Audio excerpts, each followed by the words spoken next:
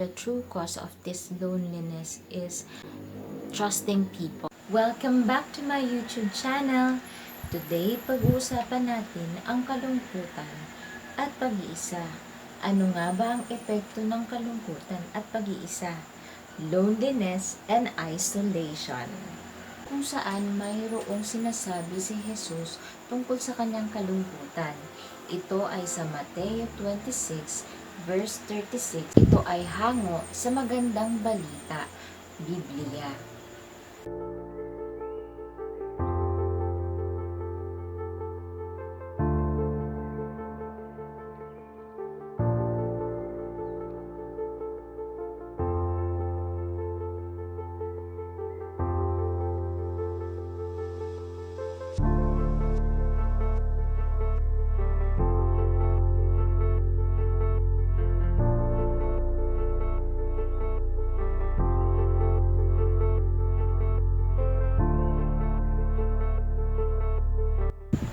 Let's talk about it. Ano nga ba ang epekto ng kalungkutan at pag-iisa? Loneliness is a common struggle among us. It is a normal feeling about someone. Ito yung mga panahon kung saan ay nalulungkot tayo dahil may mga pangyayari sa buhay natin na hindi natin ine-expect or nangyari sa atin, or it's maybe ito ay isang betrayal about someone, magiging dahilan kung bakit tayo magkakaroon or nakakaranas ng loneliness. Ano nga ba ang dapat nating gawin para maibsan natin yung mga bagay na ma-overcome ang loneliness and isolation? Dahil ito ay may epekto kalusugan. We are created for connection. Again, we are created for connection. We need one another. That's why, according to the Bible, God, Jesus Christ, told His disciple to be with Him while praying for God. Men and women are created in the image of God. What do we know about God? We know that relationship is a defining characteristic of God. As Christians, we worship the three-in-one, Father, Son, and Spirit. As creatures created in God's image, it is therefore natural that we need to connect with others. Even Jesus was lonely. Siya mismo nakaranas ng kalungkutan, matinding kalungkutan, lalo na nung nasa krus siya ng Kalbaryo. Sinabi nga ni Jesus, my God, why have you forsaken me?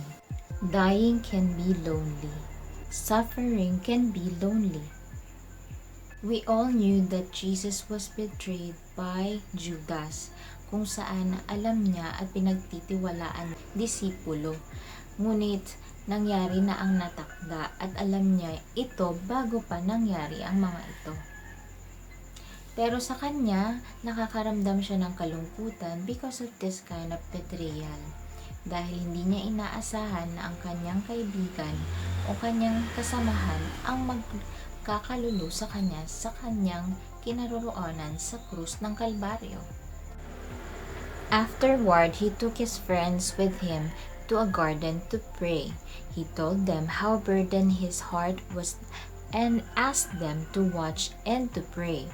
3 times niyang ginawa yun. Ginising niya ng paulit-ulit ang kanyang mga kasama, kung saan ang kanyang mga kasama ay natutulog pa rin. Pinakausapan niya ang mga ito para sabihin na sabayan siya sa kanyang kalungkutan, at sinabi niya rin ang mga bagay na ito. His closest friends surrounded Jesus. Yet he felt alone and forsaken. This crowd of friends could not make up for the loneliness of the impending cross. Jesus was forsaken. Ang kalungkutan ay naranasan na rin ng ating Panginoon. Naranasan na rin niya na mag-isa, na walang halos tumamay sa Kanya. Hindi tayo nag-iisa sa laban ng buhay. Lagi niyong tatandaan yan.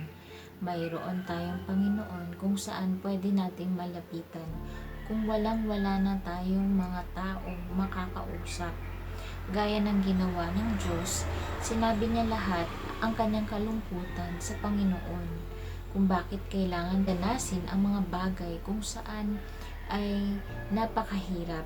Ngunit ang kalooban ng Diyos pa rin ang dapat manaig. Ganon rin ang kanyang dinasal. So, ipinapakita lang ni Jesus na kaya nating mapagtagumpayan ang kalungkutan at pag-iisa kung tayo ay lalapit at magtitiwala sa Kanya. Lagi niyong tatandaan na gaya ng pagtitiwala niya kahit sa gitna ng kanyang kalungkutan at pag-iisa, nandoon pa rin ang kanyang Diyos Ama na handang tumulong sa kanya at gumagawa ng mga bagay kung saan ay magpapabuti sa inyo at magpapabuti sa kanya. Even psychologists, sinasabi nila na ang kalungkutan ay nakukuha sa mga bagay kung saan ito ay nararamdaman, or basically this is a trait. Psychologists generally consider loneliness to be a stable trait, meaning that individuals have different set points for feeling of loneliness, and they fluctuate around this set of points depending on the circumstances in their lives. According to psychologist John Capshaw, he puts an emphasis on his article in The Guardian.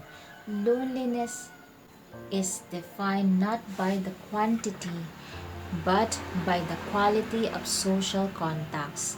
It's not about living alone, but about feeling alone. Research shows that the essence of this kind of loneliness, or the true cause of this loneliness, is the trusting people, or sabihin na natin, rejection from other people, is the cause of this loneliness. So according to the study from International Journal of Behavioral Development, recent research shows that it was often reported that the participant had difficulty trusting people, and in some cases did not trust anyone.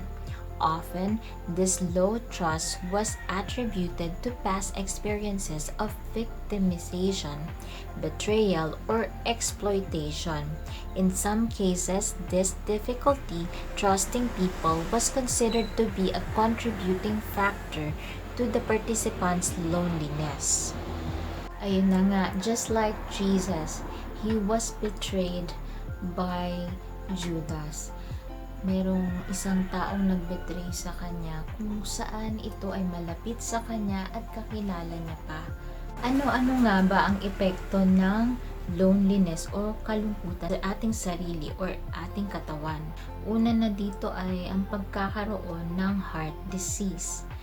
Ito ay nakakaapekto sa ating heart problems, lalo na kapag ating dinamdam ng sobra-sobra ang kalungkutan. Ito ay nagdudulot ng iba't ibang klaseng sakit sa ating puso. Ang isa pang epekto ng kalungkutan ay depression.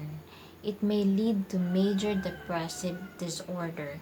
Kaya dapat nating tandaan na kailangan nating maibsan ang mga bagay na ito bago pa makasira ito sa ating kalusugan. Pangatlong epekto nito ay ang pagkakaroon ng higher stress sa ating katawan. So the more we are stressed, the more we have this kind of difficulty to overcome our loneliness and sadness or isolation. We become more lonely and we isolate ourselves from other people when we are more stressed than ever. Ang pang-apat na epekto nito ay ang pagkakaroon ng forgetful mind, or sabihin na natin, that will decrease your memory. Ito ay isang epekto kung saan nagkakaroon tayo ng hindi natin maintindihan na pagkalimot dahil sa sobrang kalungkutan at ating pag-iisa. So, kailangan nating sabihin ang ating nararamdaman sa ibang tao, lalo na sa ating mga pinagkakatiwalaang mahal sa buhay, para matulungan din tayo. Another effect na nangyayari sa atin ay nagkakaroon tayo ng poor decision making because of loneliness and isolation. Sa sobrang tindi ng ating nararamdaman, sa ating kalungkutan, nagkakaroon tayo ng mabilisang desisyon kung saan hindi naman ito tama o naayon sa sitwasyon. At hindi rin ito naayon sa'yo. Nagkakaroon din tayo ng hindi pagkakaunawaan sa ibang tao. Hindi tayo nauunawaan ng ibang tao dahil sa ating loneliness and isolation. Sapagkat may mga pagkakataon na hindi natin ito nasasabi sa ibang tao. Kaya sila ay hindi tayo maintindihan. May mga bagay na kailangan nating sabihin upang maintindihan tayo, para hindi maging epekto ito ng ating pagkasira sa ibang tao, lalo na sa ating mga mahal sa buhay. How can we help ourselves about overcoming this kind of loneliness and isolation?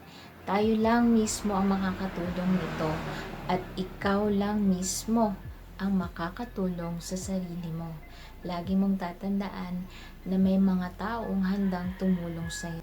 Unang-una sa lahat, kung ayaw mong sabihin ang iyong problema sa ibang tao o sa mahal mo sa buhay, maaari kang magtiwala sa isang guidance counselor or sa isang coach or sa isang therapist or psychologist, kung saan matutulungan kang iproseso ang iyong nararamdaman, at higit sa lahat, mas maiibsan pa ang iyong nararamdaman kapag may kausap ka na professional na kagaya nila. Consider community service or other things that you want to enjoy in your community, such as helping other people or attending any mass or any services like singing services or your ministry there in your church. You should attend those things for you to become a better person, and at the same time for you to overcome this kind of difficulty about loneliness. Consider to mingle with your community, talk about with your community. Focus on developing a quality relationship with other people. You can make friends, you can make new friends with other people, you can trust on other people, as long as you accept that reality that there are sometimes people who reject you, and there are sometimes people that can stay with you all along with your life.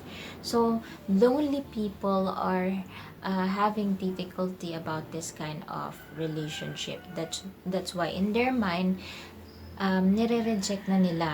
They feel rejected about other people kahit hindi pa sila nagkakaroon ng sobrang personal relationship with other people.